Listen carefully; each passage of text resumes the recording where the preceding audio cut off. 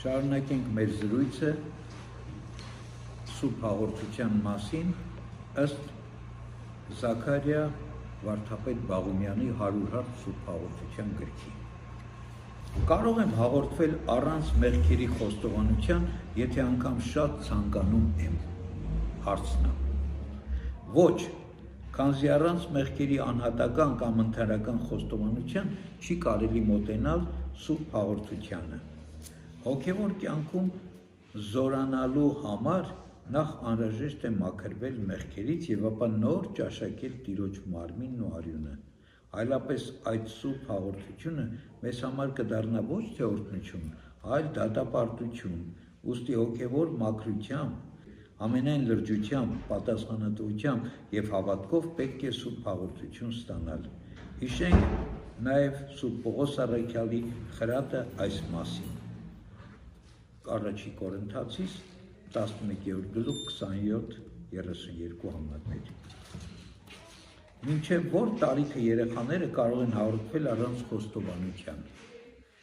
Ըստ կանոնագիր Հայոց ժողովածուի մեջ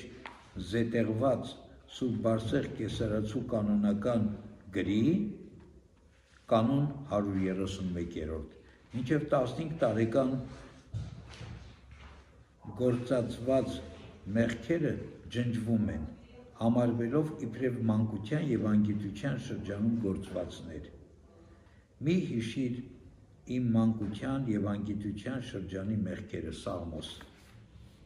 Այս կանոնից հետևում է, որ մինչև այդ տարիքը որևէ մեկը պարտադրված չէ խոստովանել եւ կարող է Սուրբ հաղորդություն ստանալ։ Բայց Երզնկայի դպրոցի նշանավոր ռաբունապետ Հովհաննես Երզնկացի Պլուզը 1293 թվական իր խրատ հասարակած աշխատության մեջ անդրադառնալով երեխայի քրիստոնեական դաստիարակությանը իբրև խոստովանության տարիք նշում է 7 տարեկանը։ Միջնադարյան այս ընկալումը արդեն ամրագրված եւ զետեղված է Մայր Մաշտոցում ծայրագույն վարդապետության աստիճանի տվչության կարգից հետո աստվածաբան Տաղերկու Առաքել եպիսկոպոս Սյունեցին եւ Սուրբ Գրիգոր Տաթևացու Սյունեցու եւ Սուրբ Գրիգոր Տաթևացու անվամբ։ Ուղղափառ եկեղեցում նույնպես 7 տարեկանից խրախուսվում է երեխաների մեղքերի խոստովանությունը։ Անշուշտ, ամեն մի երեխա անհատական է եւ տարբերվում է մյուսից իր ֆիզիկական կամ մտավոր հասունությամբ։ Իսկ խոստովանության համար անհրաժեշտ է մեղքի գիտակցություն ունենալ։ Այս հարցում շատ կարևոր է ծնողների եւ հոգեվոր հոր քահանայի անհատական մոտեցումը յուրաքանչյուր երեխային։ Կարծում ենք, որ երեխաները կամ պատանիները Սուրբ հաղորդությունից առաջ ընդհանրական խոստովանության պիտի մասնակցեն այն ժամանակ, երբ տվյալ մարդու մոտ սկսում է սեռական հասունացման շրջանը, երբ առանձնանում է ֆիզիոլոգիական անմաքրության խնդիրը։ Դպրոցահասակ երեխաները կամ 7 տարեկան երեխաները ուրեմն պիտի խոստովանության կարգին մասնակցեն։ Փոքրերին չէ, փոքրերին բերում են ավելի ուշ, դրանից փոքր տարիքի եւ հաղորդվում են, բայց ինչի համար։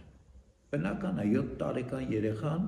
դեռ ոչ մեղքի գիտակցում ունի, ոչ զղջում ունի, ոչ հասկանում է շատ բաներ, թեև ասում անհատական է, բայց մեծ մասամբ դեռ այդ հասունությունը չունեն, բայց այդտեղ դաստիարակության խնդիր կա, սովորելու խնդիր կա, որ երեխան սովորի, որ հաղորդություն ստանալուց համար անհրաժեշտ է խոստովանվել։ Այլապես նայեք, որ եթե մինչև 15 տարեկանը կամ ինչպես ասում են, այդտեղ սեռական արբունքի հասնելու շրջանը, եթե մինչև այդ առանց խոստովանության երեխան մոտենա հաղորդության, հետո դժվար է իրան սովորեցնել, որ դու պիտի գիտես խոստովանվես հաղորդության մոտենում, որտեղ այդ արդեն բավականին մեծ տարիք է եւ ինքը վարժված է, բայց այս փոքր տարիքում, այսինքն այդտեղ խնդիրը խոստովանությանը չի, խնդիրը իրեն դաստիարակելու խնդիրն է, որ հաղորդության մոտենալուց առաջ պետք է խոստովանվել, որ խոստովանությամբ է պետք գալ հաղորդության, այլ փոքրեր չէր հասկանում գալիս է, բայց հիմա գոնե այս տարիքից արդեն որ դա մտնի իր մեջ որպես պայման Սուրբ Հաղորդություն ստանալու, այսինքն խոստովանության մասնակցելը լինի պայման Սուրբ Հաղորդություն ստանալու։ Հիվանդները եւ հղիները կարող են Սուրբ Հաղորդությունից առաջ ինչ-որ բան ուտել։ Այո, եթե ուտելն իսկապես անհրաժեշտություն է եւ այլ կերպ հնարավոր չէ, օրինակ կան հիվանդներ, որոնք բժշկի կողմից սահմանված հատուկ ժամերին պետք է դեղորայք ընդունեն,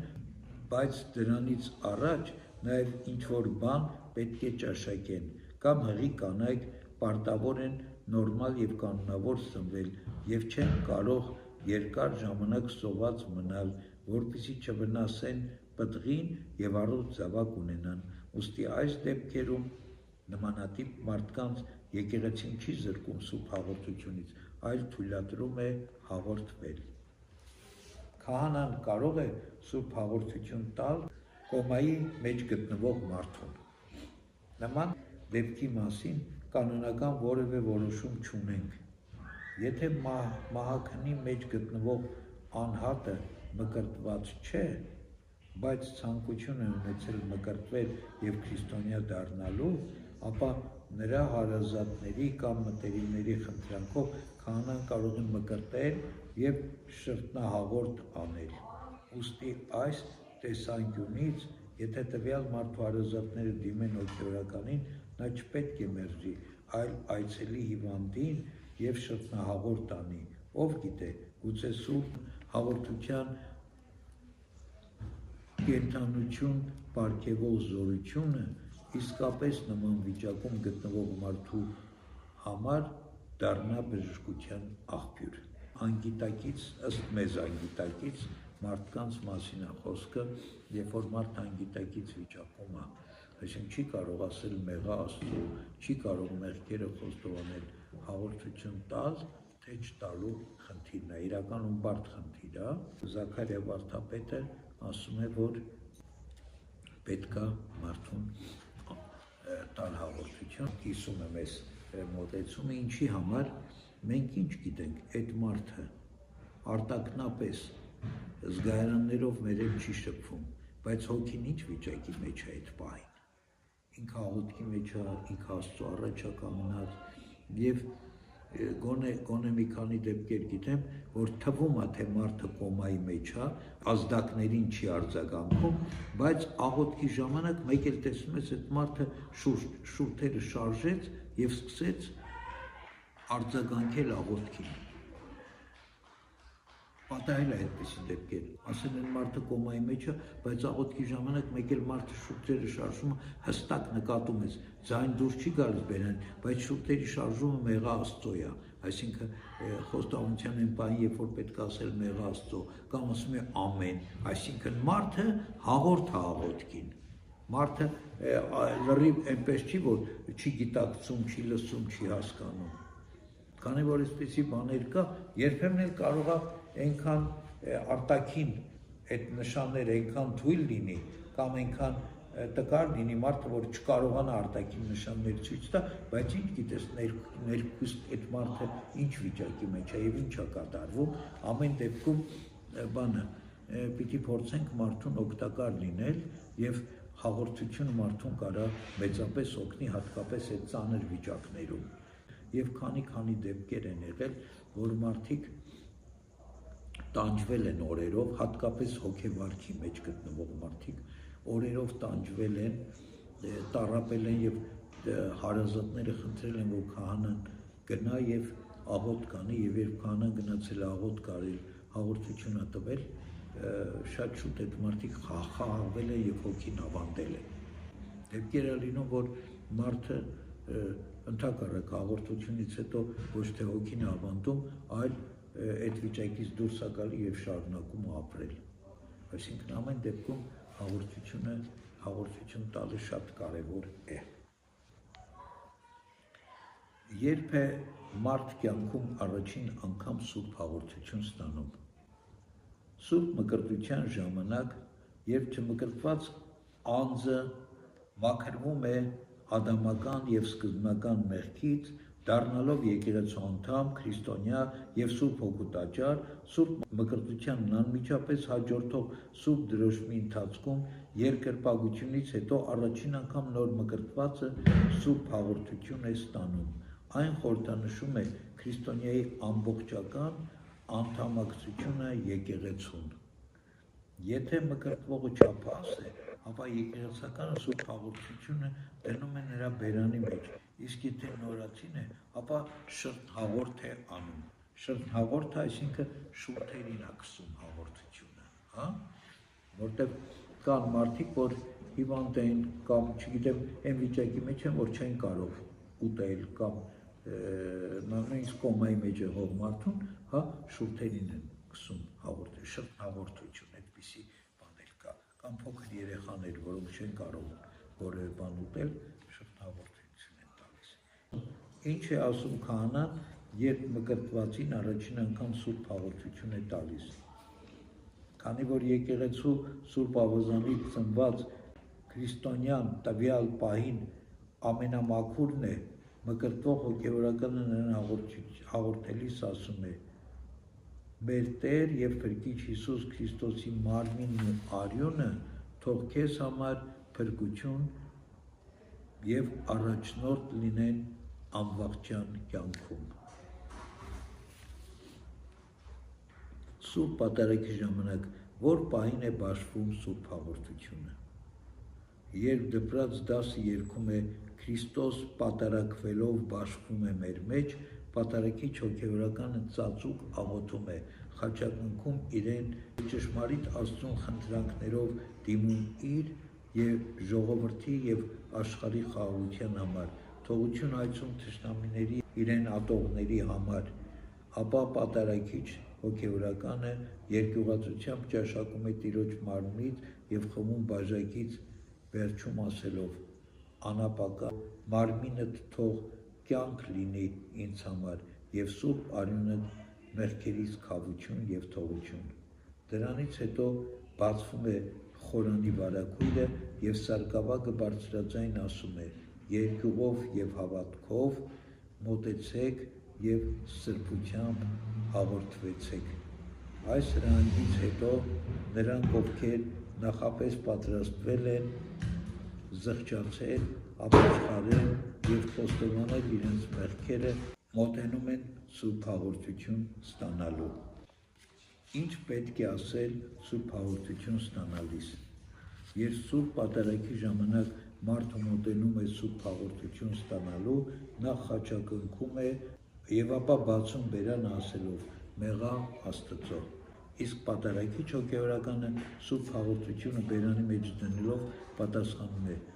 «Սա թող լինի մեղքերիդ քավության եւ թողության համար»։ Ինչ տեսքով պետք է մոտենալ Սուրբ հաղորդությանը։ Եկեղեցին Աստծո տունն է, հետեւաբար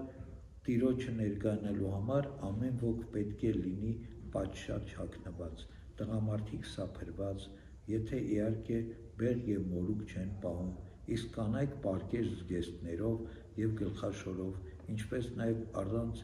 շպարի եւ շրթներքի։ Արարողության ընթացքում պետք է անջատել բջջային հեռախոսները, չխոսել եւ չզրուցել, աղոթական մթնոլորտը չխաթարելու եւ մյուսներին չխանգարելու համար։ Միշտ պետք է հիշել, եկեղեցին հագուստները կամ մեծ ցուցադրելու, մյուսներին զարմացնելու կամ գայթակղելու տեղ չէ, այլ մարդ Աստված հանդիպման վայր, որտեղ մարդիկ գալիս են աղոթելու, աստվածապաշտությանը մասնակցելու եւ իրենց սիրտն ու հոգին բացելու Աստծո առջև։ Իսկ Սուրբ Պատարագը եկեղեցու ամենակարևոր արարողությունն է, ուստի այդ խորհրդին պետք է մոտենալ լրջությամբ, հավատքով եւ երկյուղածությամբ։ Սկզբից տղամարդիկ թե կանայք պետք է մոտենան հաղորդվելու, ավանդության համաձայն տղամարդիկ, այդպես է նաեւ Սուրբ Ավետարանը համբուրելիս։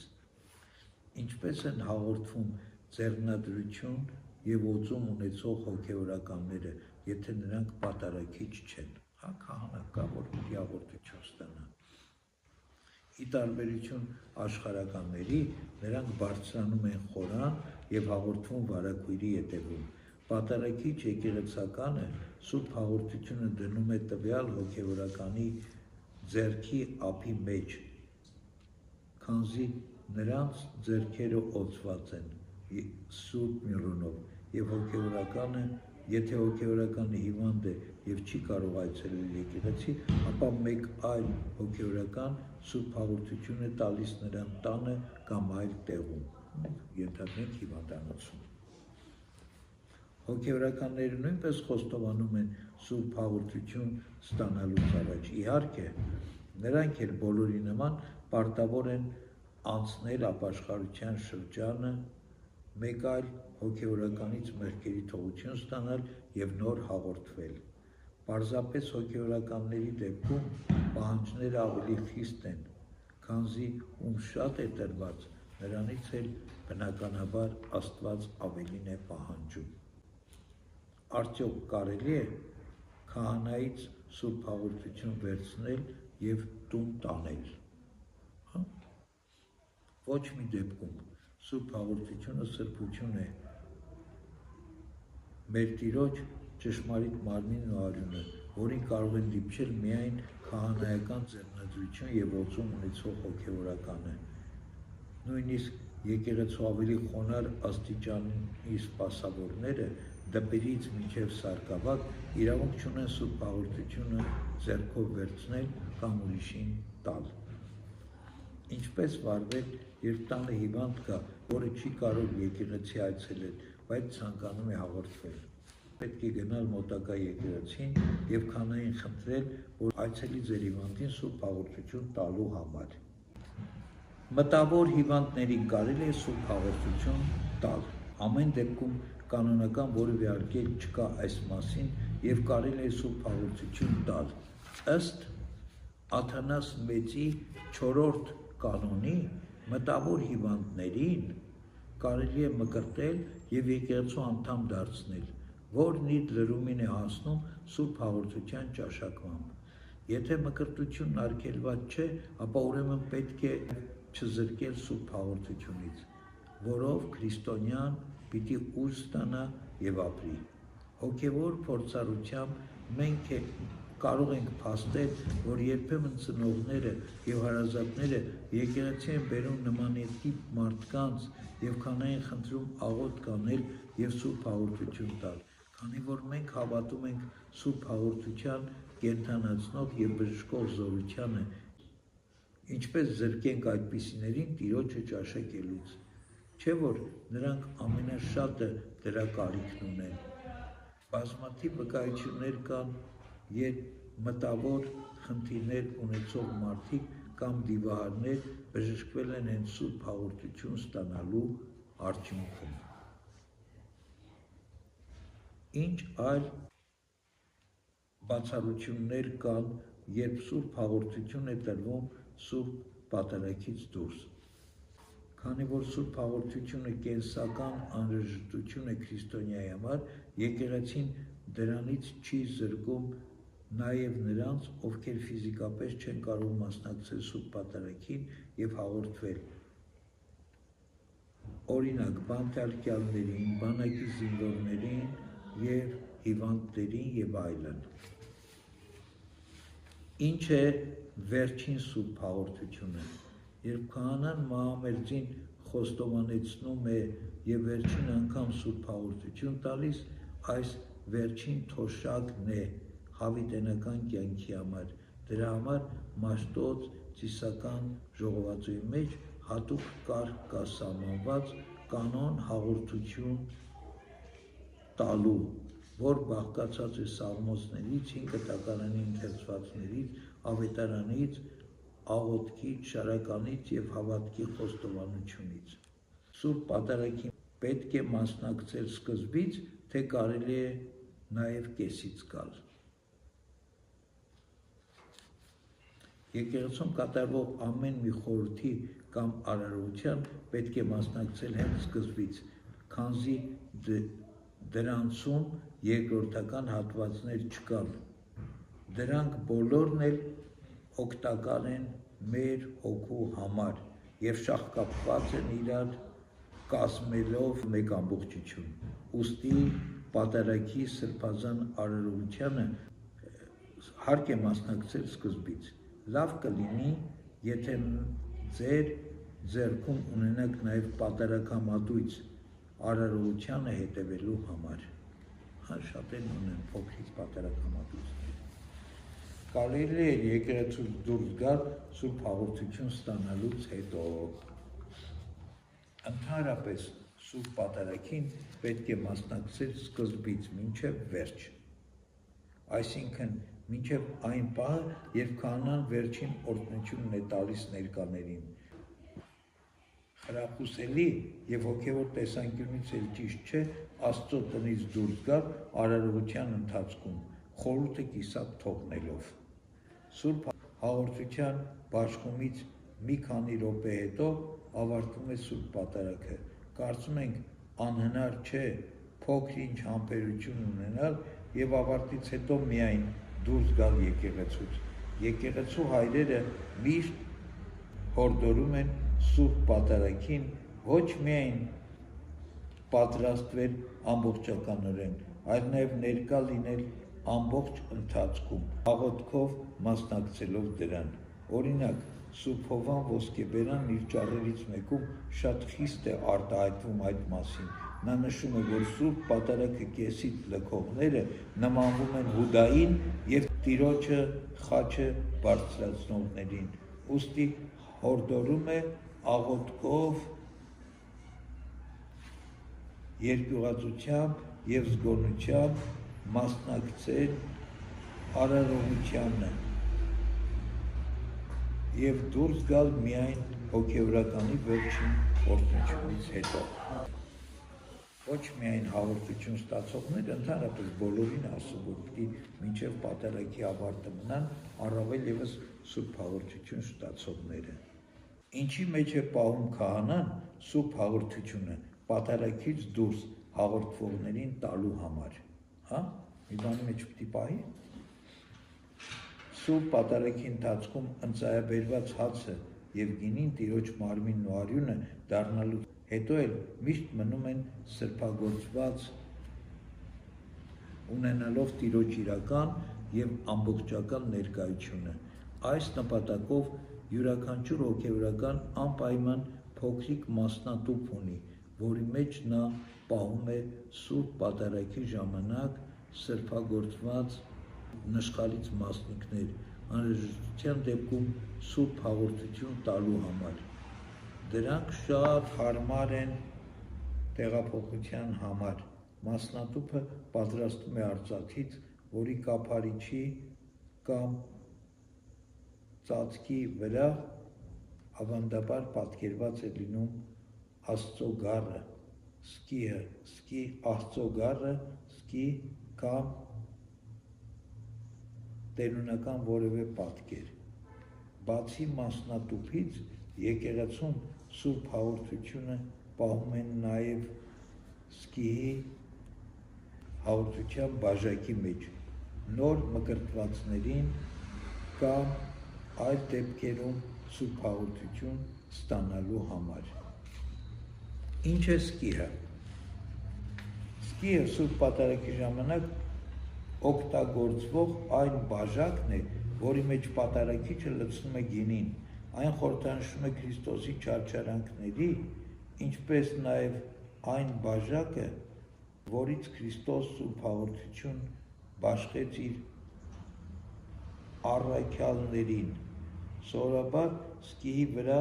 պատկերվում է խաչ, Քրիստոս, Աստվածամայր, 4 ավետարանիչներ եւ այլն։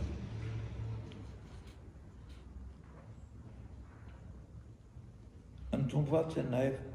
բաժակները պատրաստել արծաթից եւ միջի մասը հնարավորության դեպքում ոսկե ջրած։ Միջի մասը, այսինքն ներսի մասը ոսկե ջրած։ Ինչ է մաղզման։